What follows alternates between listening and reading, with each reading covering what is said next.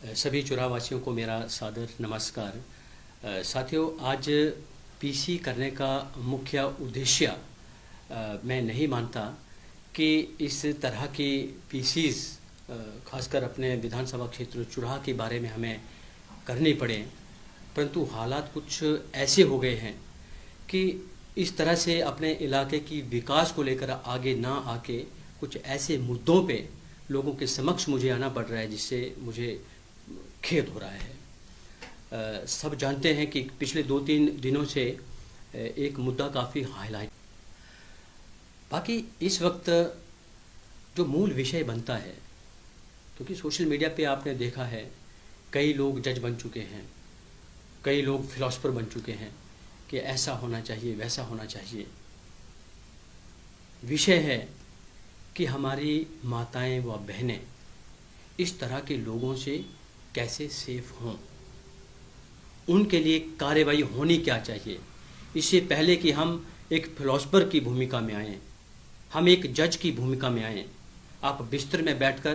किसी के चरित्र के ऊपर किसी प्रकार की कोई भी छींटाकशी कर रहे हैं, चाहे आप व्यवहार को लेकर बात करो, चाहे आप चरित्र को लेकर बात करो, चाहे आप बात करने के लहजे से लेकर बात करो, हर तरह हर पहलू से जहां से भी आप देखो, हर जगह गलती आप ही की क्यों निकलती है। तो मैं माननीय मुख्यमंत्री महोदय से 2 हाथ जोड़कर ये विनती करूंगा कि इस मामले की गहनता से जांच हो, इसके लिए एसआईटी का गठन किया जाए। माननीय अध्यक्ष विधानसभा श्री कुलदीप सिंह पठानिया जी, इनसे हमें ऐसी उम्मीद रहेगी कि जो चुराह में हर घर में बेटी बच्ची बहू जो अपने आप को असहज महसूस कर रही है, इस मामले की गहनता से जांच हो। और मैं जो हमारे लीगल एड सर्विसेज होती हैं उसके माध्यम से है, और किसी बहन को लेकर, किसी की बेटी को लेकर इतना हाईलाइटेड है कि लगभग इस वक्त ये पूरे हिमाचल प्रदेश का या पूरे नेशनल का एक मुद्दा बन चुका है, जिससे मैं इलाके का प्रतिनिधि होने के नाते अपने आप में भी ये महसूस कर रहा हूँ कि बड़े लेवल पर जो है वो हमारे विधानसभा क्षेत्र चुराह का नाम बदनाम हो रहा है। हालांकि जो मेरे साथ ये शख्स बैठे हैं, जो पीड़िता है उसके पिता हैं, और ये मामला लगभग 1 साल पहले से चला आ रहा था, और इस अभी जो रिसेंटली मामला हाईलाइट हुआ है इसमें 2-3 दिन से मैं बिल्कुल चुप रहा, और परत दर परत इसकी जानकारी मैंने हासिल करी, और आज मुझे लगा कि इस मामले में हमें बोलना चाहिए, क्योंकि एक प्रतिनिधि होने के नाते नहीं, एक रिप्रेजेंटेटिव होने के नाते नहीं, एक इंसान होने के नाते, क्योंकि मैं माताओं का, बहनों का बहुत आदर और सम्मान करता हूँ। किसी भी बेटी या बहू या माता की इज्जत दांव पे आएगी तो हम वहाँ बोलेंगे, हर हालत में बोलेंगे, हर सूरत में बोलेंगे, और सच्चाई क्या है उसको जानने की कोशिश करेंगे। अगस्त 2024 में एक लड़की के द्वारा चुराह के विधायक के खिलाफ एफआईआर दर्ज की जाती है, और एफआईआर दर्ज होने के बाद 164 के तहत जो बयान होते हैं वो तीसरा कोर्ट में होते हैं, पर उस लड़की के पिताजी साथ में इनका कहना है कि बयान होने के बाद जैसे ही बाहर कोर्ट से आते हैं तो विधायक के कुछ गुंडे इनको जबरन गाड़ी में बिठाकर, डरा धमकाकर शिमला ले जाते हैं या बद्दी ले जाते हैं, ये इनको पता होगा, और वहां जबरन मानसिक रूप से प्रताड़ित कर, डरा धमकाकर बयान बदलवाने की कोशिश की जाती है। और उस वक्त उस लड़की के फेवर में हालांकि हम लोग आए थे। विधानसभा क्षेत्र चुरा के कई युवा, कई माताएं, कई बहनें इस लड़की के न्याय के लिए हम आ खड़े हुए थे।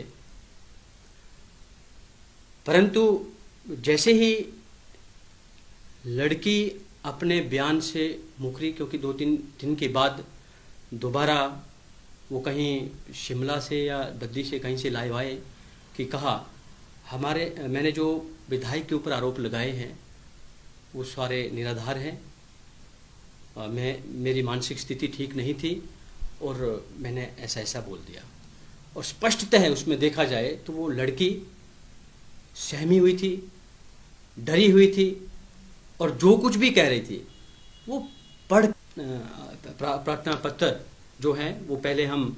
डिस्ट्रिक्ट लीगल अथॉरिटी को ज्ञापन देंगे, डीसी चंबा, एसपी चंबा को, और साथ में डीसी महोदय के माध्यम से जो स्टेट वेमेन कमीशन है उसको हम ज्ञापन भेजेंगे, गवर्नर हिमाचल प्रदेश को, सीएम महोदय को, डीजीपी नेशनल वेमेन कमीशन, साथ में national human right commission, PMO office में भी हम ज्ञापन सौंपेंगे, और president of India, national minority commission, साथ में बीजेपी की जो नेशनल प्रेसिडेंट हैं जो हमारे हिमाचल प्रदेश से संबंध रखते हैं, जेपी नड्डा जी, उनके पास भी इस मामले को लेकर एक ज्ञापन सौंपा जाएगा। साथ में गृह मंत्री अमित शाह जी को और ऑल इंडिया महिला कांग्रेस अध्यक्षा अलका लांबा जी को, चेयरपर्सन कांग्रेस श्रीमती सोनिया गांधी जी को व Congress general secretary national Priyanka Gandhi ji को भी हम ज्ञापन के माध्यम से इस मामले के बारे में अवगत करवाएंगे और इसमें गहनता से जांच की मांग हम करेंगे। और इसमें आरोपी जिसके ऊपर आरोप लगे हैं उसके मोबाइल को लेकर, उसकी कॉल रिकॉर्ड्स को लेकर, उसकी व्हाट्सएप चैट्स को लेकर अभी तक पुलिस ने क्या कार्रवाई की है, उसकी सीडीआर डाटा वो मैच किया नहीं किया, जो जस्टिस ऑफिस में ये गए इनके साथ कौन कौन से लोग थे, उनके साथ वो सीसीटीवी फुटेज जो थाना प्रभारी होते हैं उनको वो लगभग केस होने के 18 महीनों तक संचित करके रखने पड़ते हैं। ऐसा एक हमारे पास में सुप्रीम कोर्ट का वर्डिक्ट है, परमवीर सिंह सैनी वर्सेस बलजीत सिंह केस का, जो 2 दिसंबर 2020 का सुप्रीम कोर्ट का वर्डिक्ट है कि जहाँ जहाँ पुलिस थाना है और जो भी शिकायत करता आते हैं उनके साथ कितने लोग आए हैं, उन सब का सीसीटीवी फुटेज का रिकॉर्ड लगभग आगामी 18 महीनों तक रखने की ऐसी परामर्श उनके द्वारा दी गई है। तो मैं पुलिस से भी ये चाहूँगा कि उनकी जो भी कार्यप्रणाली पीछे रही है उन्होंने ये सब कायदे से किया है या नहीं किया है, और एसआईटी का गठन होने के बाद इस सब चीज़ की जांच इस मामले में होनी चाहिए। बाकी हम आप लोगों के साथ न्याय दिलाने के लिए, जो भी पीड़ित है, कोई पीड़िता है, कोई लाचार है, कोई असहाय है, आपके साथ हमेशा कंधे से कंधा